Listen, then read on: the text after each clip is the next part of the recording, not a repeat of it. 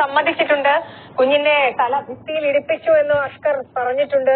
കുഞ്ഞ് കരഞ്ഞതാണ് ഇതിന് പ്രകോപനത്തിന് കാരണമെന്നാണ് പറയുന്നത്. അറസ്റ്റിലായ അമ്മ അഖിലയെയും പങ്കാളി അഷ്കറിനെയും ഇന്ന് കോടതിയിൽ ഹാജരാക്കുന്നു. ഇനിയിപ്പോൾ രണ്ടുപേരെയും കോടതിയിൽ ഹാജരാക്കണം. അതിനു മുൻപായി വൈദ്യപരിശോധന ഉണ്ടാകും. അതിനുശേഷം കോടതിയിൽ ഹാജരാക്കും. രണ്ടുപേരെയും റിമാൻഡിലേക്ക് പോകും എന്നുള്ളതാണ് നമുക്ക് മനസ്സിലാക്കാൻ കഴിയുന്നത്. റിമാൻഡിലായതിനു ശേഷം കസ്റ്റഡിയിൽ വാങ്ങിയ അഖിലയുമായുള്ള തെളിവെടുപ്പ് നടത്താനാണ് നിലവിലിപ്പോൾ പോലീസ് ആലോചിക്കുന്നത്. അഖിലയെ കൂടി ഇന്നിപ്പോൾ ഈ സംഭവ സ്ഥലത്തേക്ക് എത്തിക്കുകയാണെങ്കിൽ അത് വലിയ രോഷപ്രകടനത്തിലേക്ക് കാര്യങ്ങൾ നീങ്ങാനുള്ള സാധ്യത അത് മുന്നിൽ കണ്ടുകൊണ്ടാണ് ഇന്ന് അഖിലയെ സംഭവ സ്ഥലത്തേക്ക് പോലീസ് എത്തിക്കാതിരുന്നത്. നിലവിലിപ്പോൾ അഷ്കറാണ് കുറ്റം സമ്മതിച്ചിരിക്കുന്നത്. അഷ്കർ കുട്ടിക്ക് ഭക്ഷണം കൊടുത്തുകൊണ്ടിരുന്നപ്പോൾ കുട്ടി കരഞ്ഞു. അതിൽ പ്രകോപിതനായി കുട്ടിയുടെ തല ഭിത്തിയിൽ ഇടിപ്പിച്ചു എന്നാണ് ഇപ്പോൾ പോലീസിനോട് സമ്മതിച്ചിരിക്കുന്നത്. അത് സംബന്ധിച്ചുള്ള കാര്യങ്ങൾ പോലീസിന് ലഭിച്ചിട്ടുണ്ട്. ഇന്നത്തെ തെളിവെടുപ്പിലും അത് സംബന്ധിച്ചുള്ള ചില കാര്യങ്ങൾ അഷ്കർ പോലീസിനോട് വിശദീകരിച്ചിട്ടുണ്ട്. കുട്ടിയെ നിരന്തരം ഉപദ്രവിച്ചിരുന്നു എന്നുള്ളത് പോസ്റ്റ്മോർട്ടം റിപ്പോർട്ടിൽ തെളിഞ്ഞതാണ്. 51 മുറിവുകളാണ് കുട്ടിയുടെ ശരീരത്തിലുണ്ടായിരുന്നത്. അതിൽ ജനനേന്ദ്രിയത്തിൽ ആഴത്തിലുള്ള മുറിവുകൾ ഉണ്ടായിരുന്നു.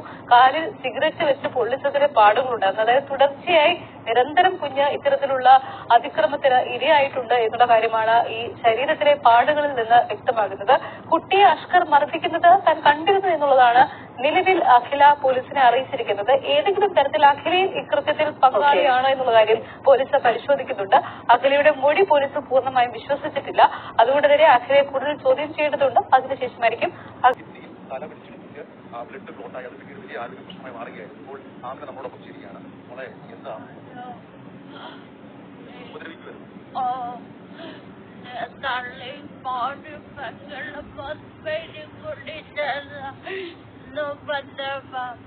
ഇങ്ങനെ ആവാനുള്ള ദിവസം എന്താ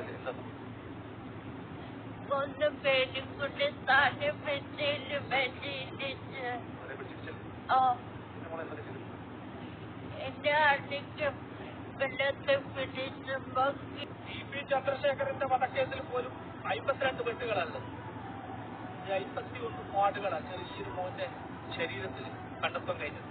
പോസ്റ്റ്മോർട്ടം ചെയ്ത് ഡോക്ടർമാർ പോലും ചിലപ്പോൾ കണ്ണുനീരോടുകൂടി ശരിക്കും ചെയ്തു കൂട്ടിയിട്ടുണ്ടാവും. മനുഷ്യത്തല്ല ഏത് മനുഷ്യനാണ് ഇതൊക്കെ കണ്ടുവെക്കാൻ പറ്റുക?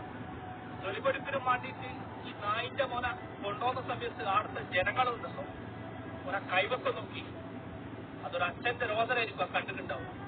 കാരണം ഓരോ വീട്ടിലുണ്ടാവില്ല ഈ കുട്ടികളും സ്നേഹങ്ങളും ബന്ധങ്ങളെല്ലാം.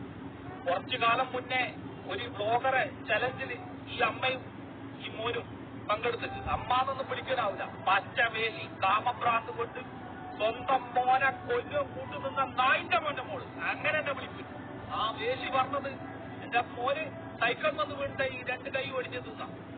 ഇപ്പൊ അതിനുള്ള ഉത്തരങ്ങൾ കണ്ടെത്തിയത് ഈ അഷ്കർ എന്ന് പറയുന്ന കാലൻ കൊലയാടി മോൻ. ഈ കൊലയാടി മോൻ എന്താക്കിയതാ? ഈ മോന്റെ 2 കൈ ഒടിച്ചതാ. ചേതന വെച്ച ഇത്രയും ചെറിയ ശരീരം ഹോസ്പിറ്റലിൽ കടത്ത സമയത്ത് ഏതോ ഒരു വീഡിയോയിൽ കണ്ടില്ല. കുഞ്ഞിന്റെ കാലിന്റെ അടിയിലുണ്ടല്ലോ ഈ ഭാഗത്തായിട്ട് കാലിന്റെ അടികളിൽ ഈ ഭാഗത്ത് വെള്ളലേറ്റ് കലയുണ്ട്. കണ്ണ് നനഞ്ഞു പോയി അത് കണ്ടേരെ. സൈക്കിളിനും പൊറുക്കിനും അവരുടെ ഇതൊന്നും കാണുന്നു.